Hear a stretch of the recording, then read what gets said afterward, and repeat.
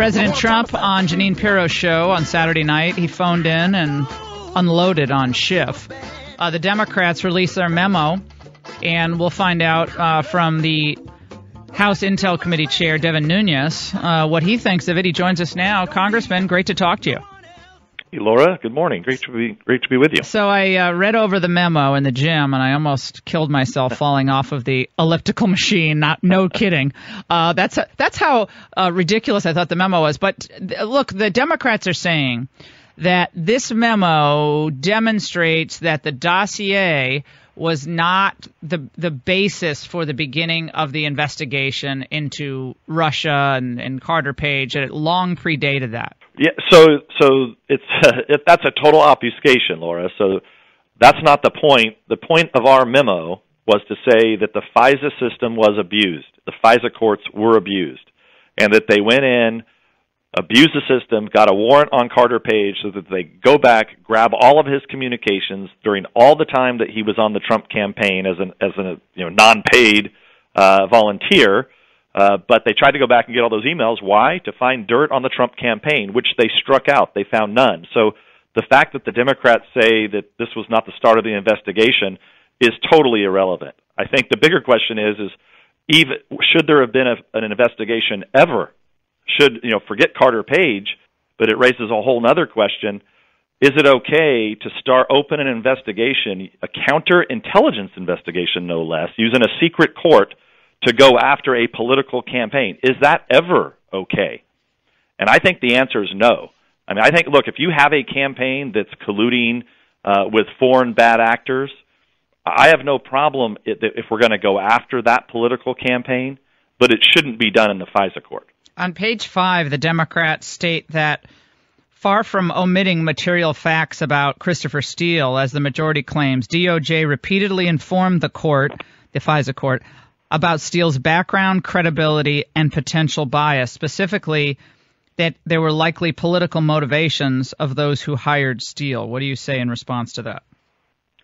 Well, first, I say that we are really happy that that's in there because being that they stuck up for Steele, that the FBI stuck up for Steele, it actually proves our point, which was just days after the first warrant was approved, just days after, the FBI fired Steele. They fired him.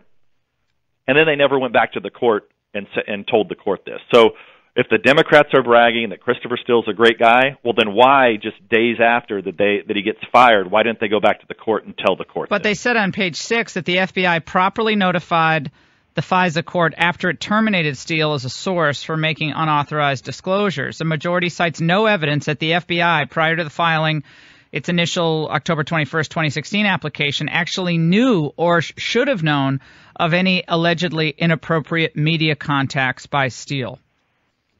Right. So remember, and this is the one thing that they don't talk about. The dossier was the first and foremost issue that was used. It was then corroborated by Yahoo News, the Yahoo News story. So even when they found this out, they should have went immediately back and say, okay, we have a problem with Steele. We also know that this was paid for by the Clinton campaign and the Democratic National Committee. They didn't go back to the court and say that either. So this is. Oh, and then just to make one more point, the exclamation point on this. They also know, the FBI also knew that Steele desperately did not want Donald Trump to win. Now, this is all exculpatory evidence that has to be presented to the court. And look, this is a secret court, which we talked about before, so it's even more important that the court be fully informed on every single issue, because Carter Page has nobody there to defend him. He can't defend himself.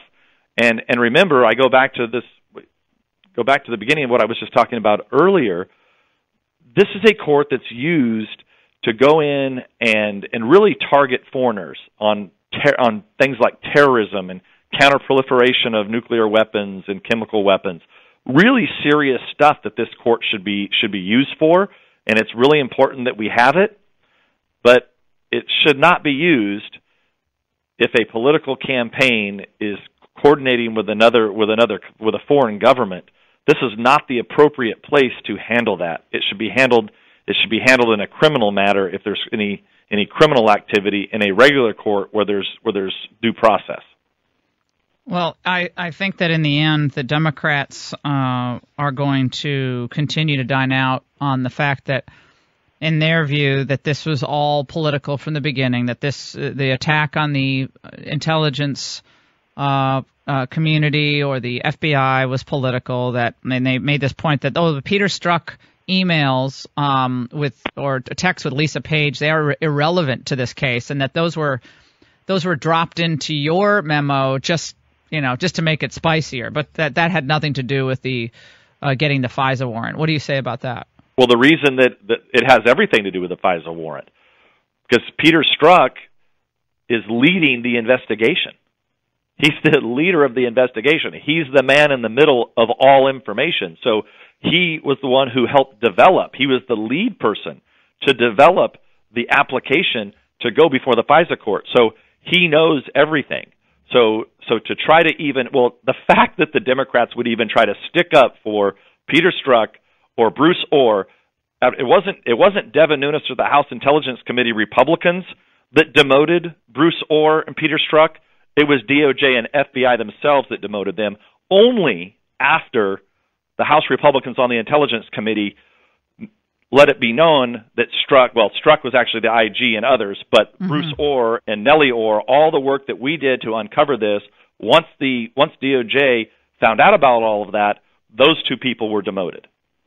You're listening to the Laura Ingram Show, 855-40-LAURA.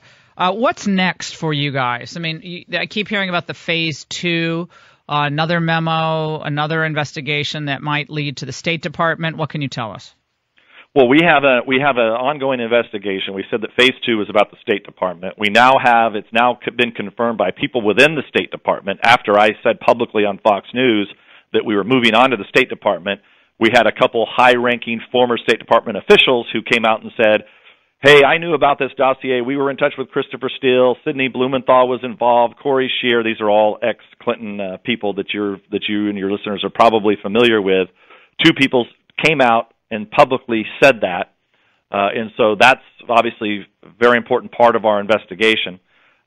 Secondly, and this is being ignored by the media, but a week ago we sent a letter with a questionnaire to high-ranking former Obama and current Trump officials asking them 10 questions about when they knew about the dossier, when they knew the dossier was used, when they knew the dossier was used to get a warrant to spy on an American. All questions that the public has the right to know and that the Congress definitely has the right to know. They have till Friday to respond to this questionnaire.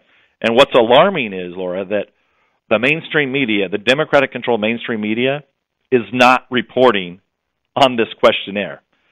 And so I guess they'll be surprised when, a week from today, when we have to issue a slew of subpoenas if these people don't answer. And I actually think what happens here in the Beltway here, Laura, is that these people they read the Washington Post, they read the New York Times, they watch CNN and MSNBC, and they think, well, just because Devin Nunes is being attacked and Devin Nunes is being called a Trump stooge and I'm being just constantly, it's a character assassination, that somehow they're not going to be subpoenaed and that they think the press is going to cover for them. Well, I've got news for them.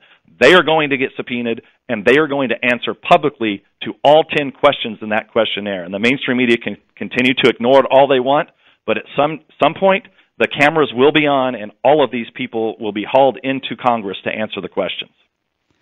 Devin Nunes here on the Laura Ingram Show. Congressman, thank you so much for joining us and giving us insights. Look forward to having you on TV this week. Thanks again. Thank you, Laura.